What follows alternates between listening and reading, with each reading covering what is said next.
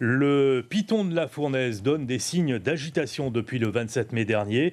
Ces dernières heures, l'activité s'est intensifiée. Les sismographes de l'Observatoire se sont à nouveau affolés. Cette activité intense, accompagnée par un gonflement du volcan, les volcanologues notent également une augmentation des concentrations de CO2 dans le sol à proximité du gîte. Alors comment faut-il interpréter cette agitation?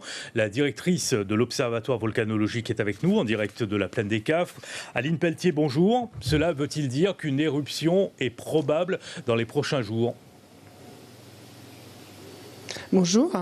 Donc il faut savoir que tout ce qui se passe depuis le 27 mai dernier, en fait, a débuté beaucoup plus tôt. Le 1er mai, on a dans une phase en fait de gonflement du volcan et on a dans une phase de pressurisation du réservoir. Donc on sait qu'il y a du magma qui arrive dans ce réservoir magmatique et tout s'est accéléré cette semaine et notamment cette nuit où nous avons eu donc 2 crises sismiques. Donc des crises sismiques qui montrent que le milieu se fragilise, que le toit du réservoir se fragilise, mais pour l'instant, il n'y a pas encore d'injection de magma vers la surface. Mais on peut s'attendre effectivement, à plus ou moins brève échéance, à une éruption, puisqu'on a eu ce cas de figure, notamment lors de la dernière éruption, où une crise sismique qui avait avorté avait abouti à une éruption 2 jours après. Madame Pelletier, vous parlez d'éruption probable. Est-ce qu'on pourrait situer cette éruption dans le temps, dans les prochains jours, prochaines semaines ? Alors ça, c'est délicat de répondre à cette question.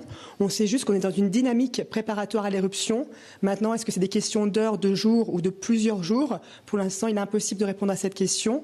On sait juste que lorsque le magma commencera à partir du réservoir, on aura d'autres types de signaux. Et là, on saura un peu plus sur l'imminence de l'éruption et sur sa localisation.